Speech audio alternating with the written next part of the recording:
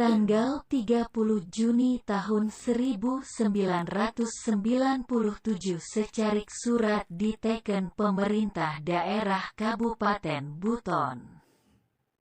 Surat itu adalah surat keputusan yang menandai kelahiran sebuah desa baru untuk kelompok masyarakat agraris yang berdiam di utara Sampolawa. Desa itu bernama Hendea.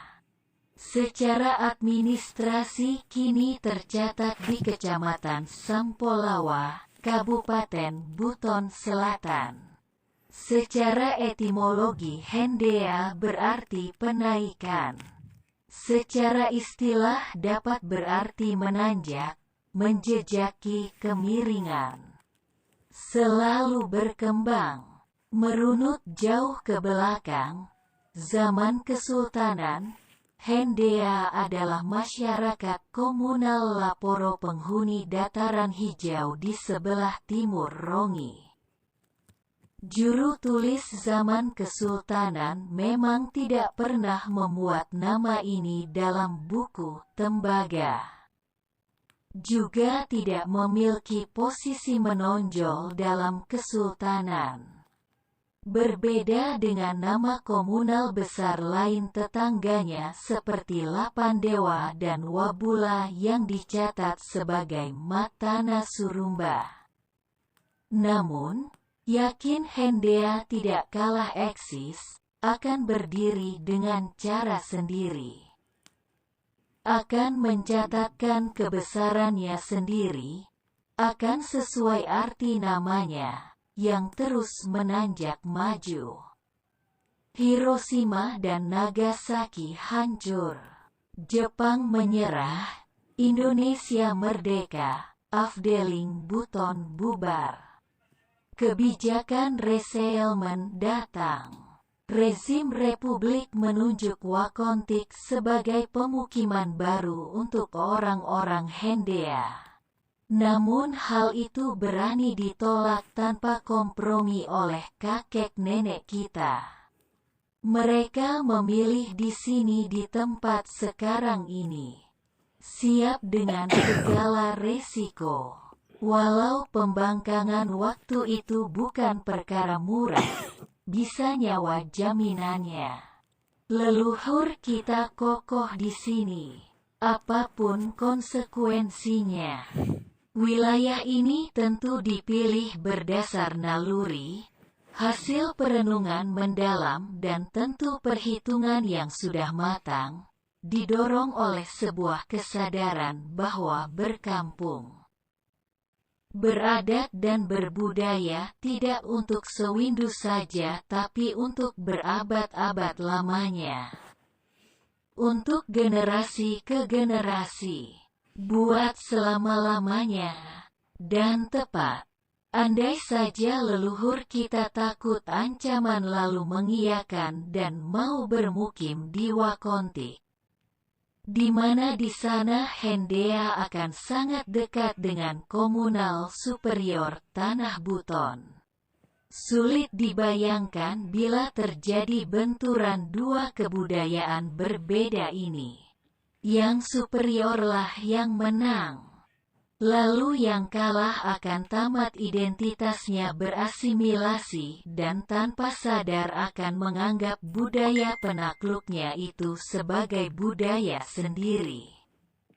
Ini gawat. Tahun 1966 oleh kebijakan resettlement tadi. Hendea hijrah secara sukarela tapi memilih di sini. Sebab leluhur kita sangat paham sebuah identitas dan kebudayaan yang masih labil perlu sebuah ruang sendiri untuk dirawat lalu dibesarkan.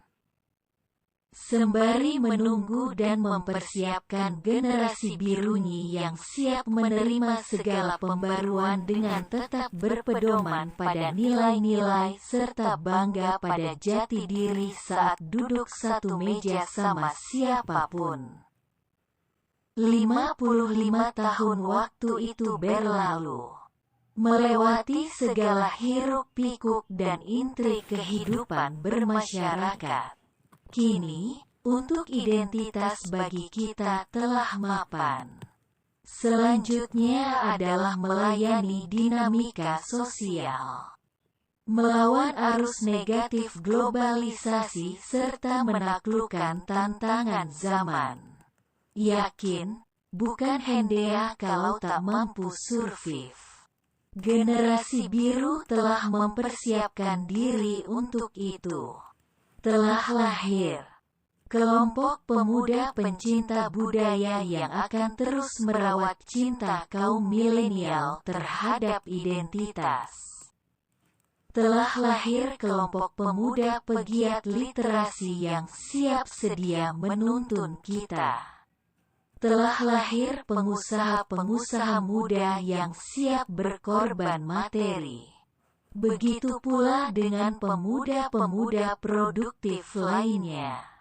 Beberapa telah menjadi akademisi pada berbagai perguruan tinggi. Ada yang menjadi politisi pada tingkat kabupaten.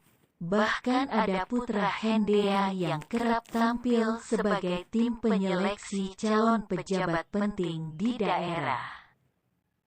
Mahasiswa-mahasiswa yang semakin bertambah cerdas dan militan. Sejatinya hendea memiliki aset dan perangkat-perangkat sosial menuju sebuah desa ideal. Sebuah desa maju yang memiliki kearifan lokal. Hendea memiliki sumber daya manusia juga akar budaya yang kuat. Kemajuan sudah dekat, menurut beberapa pakar. Kemajuan suatu daerah akan terjadi ketika daerah itu telah menjalani sebuah proses perdebatan panjang yang hampir-hampir menguras energi dan emosi warganya. Begitu katanya. Kemajuan suatu bangsa memang tersusun atas benturan ide-ide anak zamannya. Katanya, ada satu lagi tanda yang paling dekat sekali, yakni ketika seluruh sumber daya manusia dalam satu wilayah itu mau melepas ego dan mau bekerja bersama-sama di bawah satu manajemen kepemimpinan.